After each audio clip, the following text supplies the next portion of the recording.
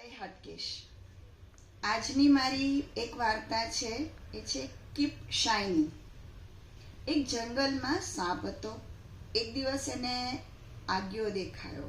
આગિયો ખબર જ છે ને બધાને કે એમાંથી રાતે આમ પ્રકાશ નીકળે. એટલે સાપે આજ્ઞાની પાછળ પાછળ જાય છે. એટલે આગિયો પણ ભાગે છે.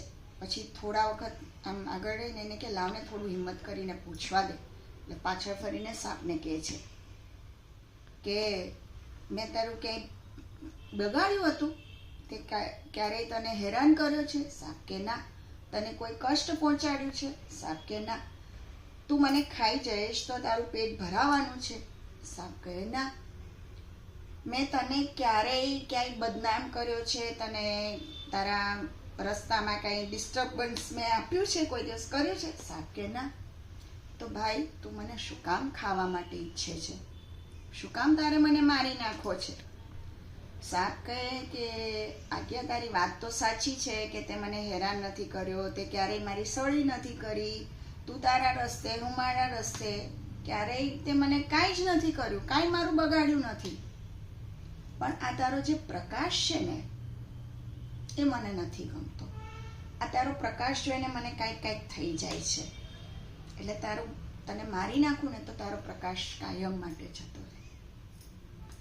તો સમજાયું કાંઈ કે આપણા જીવનમાં પણ આવા સાપ જેવા લોકો પણ વસે છે કે જ્યારે તમે સમાજમાં કંઈક અલગ ચીલો ચાતરો, કંઈક નવા સારા કામ કરો તો તમારી જે ચમક છે ને એ સાપ જેવા માણસોથી સહન નથી થતી. એટલે એ તમારી ચમકને ઝાંખી પાડવાનો પ્રયત્ન કરશે, તમને નીચા પાડવાનો પ્રયત્ન કરશે. અને એવા હશે થોડાક લોકો જ. ઘણો બધો સમુદાય તો તમારી સાથે જ રહેશે કેમ કે તમે દિલના સારા છો, સાચા છો, સારા કામ કરો છો. પણ અમુક લોકોને તમારી ચમક નહીં પોસાય, તમારી ચમકને ઝાંખી પાડવાનો પ્રયત્ન કરશે.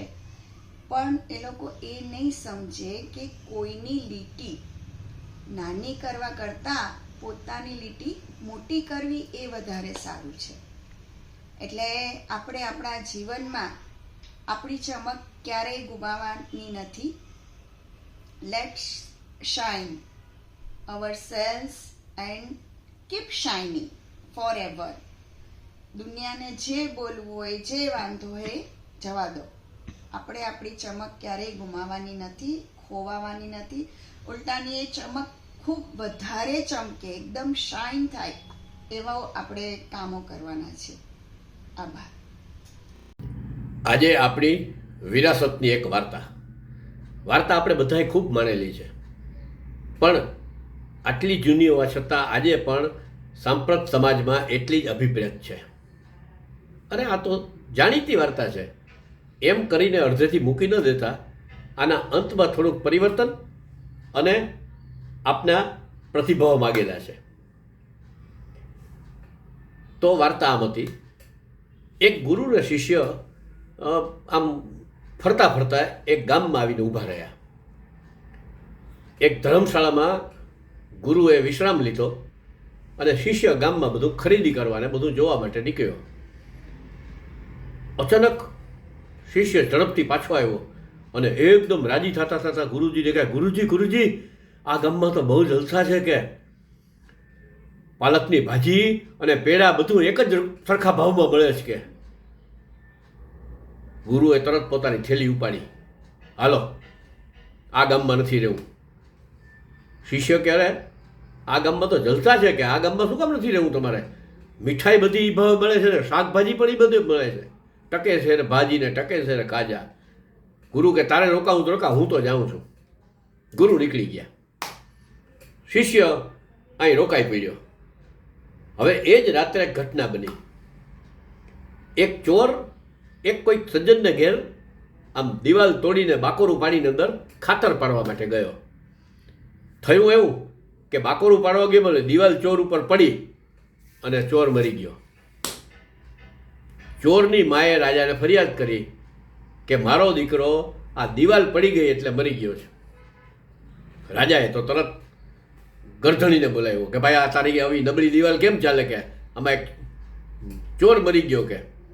ગરધણી કે હું શું કરું, મેં તો એન્જિનિયરને કોન્ટ્રાક્ટ આપેલો અને એ જેમ બનાવે એમ બનાવવું પડે કે, એટલે એન્જિનિયરને બોલાવ્યો. એન્જિનિયર કી તો કડિયાનું કામ છે, હું તો પ્લાનને બધું બનાવું, દેખરેખ રાખું, બાકી તો કડિયો બનાવે. એટલે કડિયાને બોલાવ્યો. કડિયો કે જો મારો વાંક નથી, માલ નબળો એમાં હું શું કરું. એટલે માલના વિક્રેતાને બોલાવ્યો. માલના વિક્રેતાએ કીધું કે જો મારો તો આજ માલ બધે હાલે છે, મેં તો મજૂરને આપી દીધો હોય, પછી મજૂર શું કરે એ મને કાંઈ ખબર ન હોય, તો કે મજૂરને બોલાવો. એટલે એક દુબળા પાતળા મજૂરને સૈનિકો પકડીને લઈ આવ્યા કે આ મજૂર માલ લઈને આ દિવાલ બનાવવા માટે આવ્યો હતો. મજૂર એકદમ બીપીએલની અંદર હતો. રાજાએ પૂછ્યું કે આ માલ તું લઈ આવ્યો હતો? કે હા. રાજાએ કીધું આને ફાંસીએ ચડાવી દો. એટલે સૈનિકોએ તેને પકડીને ફાંસીના માટલે ઉપાડી ગયા. હવે થયું એવું કે ઓલો ફાંસીનો ગાળિયો છે એ આનું ગળું એટલું બધું દુબળું હતું, પાતળું હતું કે ફાંસીનો ગાળિયો એના ગળામાં આવ્યો જ નહીં. ઓલા જલ્લાદે રાજાને ફરિયાદ કરી કે રાજા ફાંસીનો ગાળિયો આવતો નથી, શું કરશું?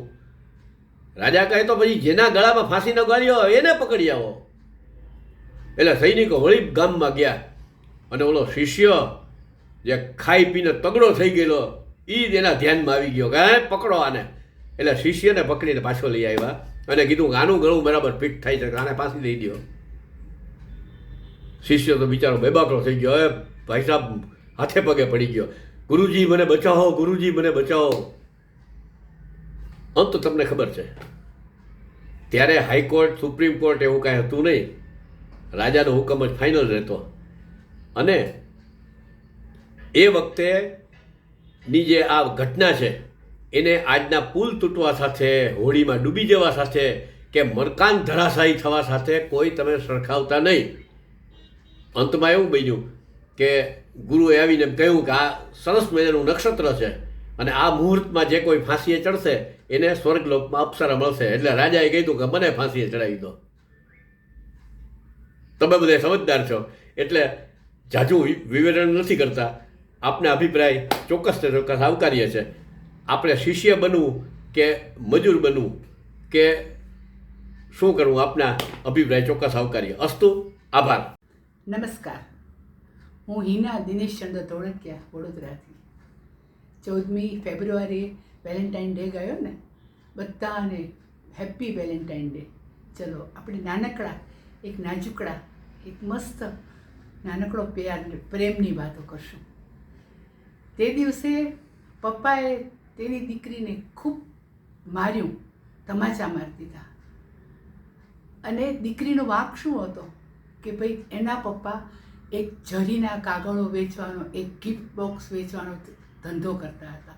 એમાંથી એ દીકરીએ એક નાનકડો પીસ, એક જરીનો પીસ કાપી લીધો. હવે આર્થિક મંદીમાં ફસાયેલો તે પિતા, તેની માટે તો એ જે ભૂલ છે એ મોટી પહાડ જેવી હતી. એટલે તે દિવસે દીકરી ખૂબ રોઈ રોઈને સૂઈ ગઈ. સવારે ઉઠે છે, ગાલ ઉપર આંસુના એ જ બધા ડાઘા છે. તે પપ્પાની પાસે જઈને એક ગિફ્ટ બોક્સ આપે છે. પપ્પા, પપ્પા, હેપી બર્થડે ટુ યુ. પપ્પાને ખૂબ પસ્તાવો થાય. પપ્પા એની દીકરીને ખોળામાં બેસાડે છે અને ગિફ્ટ બોક્સ ખોલે છે તો એ ગિફ્ટ બોક્સ ખાલી હોય છે. ફરીથી પપ્પા ખીજાય છે, શું ગિફ્ટ બોક્સ કોઈને ખાલી દેવાતું હશે? શું તું આ કરે છે? દીકરી રડી પડે છે, ધ્રુસકે ધ્રુસકે, પપ્પા તમને ખાલી બોક્સ દેખાય છે પણ એમાં મેં મારી પપ્પીઓ, મારી વાલી, મારી તમારા માટેની અપાર પ્રેમ ભરેલો છે. પપ્પા આખું વાલીથી છલછલતું મારું આ ગિફ્ટ બોક્સ છે, એ તમને નથી દેખાતું? હવે પસ્તાવાનો વખત પપ્પાનો આવે છે. પપ્પા ગોઠણ પેટ બેસી જાય છે, દીકરીને એકદમ ગળે વળગાડી દે છે અને ધ્રુસકે ધ્રુસકે રોઈ પડે છે. અરે રે બેટા, મને માફ કરી દે. દીકરી, બાપ દીકરી ક્યાંય સુધી એકબીજાને ભેટેલા બેઠા છે. પછી તો ધીમે ધીમે સમય વીતે છે. તે દીકરીનો એક રોડ અકસ્માતમાં મૃત્યુ થાય છે. બાપ એકલો પડી જાય છે. પણ બાપ પાસે પેલું ગિફ્ટ બોક્સ છે, દીકરીનું પપ્પીઓથી ખૂબ વાલથી ભરેલું ગિફ્ટ બોક્સ છે.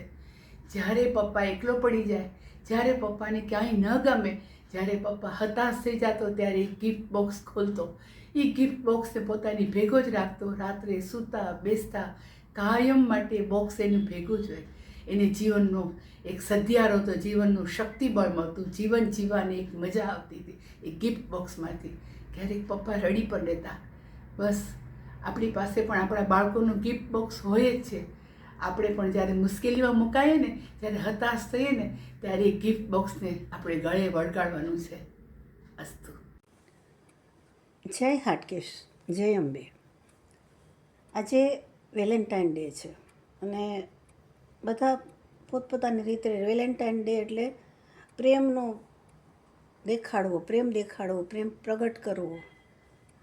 એની પાછળ આજે લોકો આંધળું અનુકરણ, આમ તો એ આપણા દેશનો તહેવાર જ નથી. આ પશ્ચિમી સંસ્કૃતિનો પાછળ આપણા યુવાનો આજે ગાંડા થાય છે. પણ સાચો પ્રેમ કોને કહેવાય એની એક નાનકડી વાર્તા કે તાજેતરમાં એંગેજ થયેલો એક યુવાન દંપતી, હજી લગ્ન બાકી હતા, બંનેની સગાઈ થઈ હતી, સ્કૂટર ઉપર બાઇક ઉપર જતા હતા. બાઇક બહુ સ્પીડમાં જતું હતું, એમાં બમ્પ કે કાંઈ દેખાણું નહીં હોય અને આખું ઉલળી પડ્યું.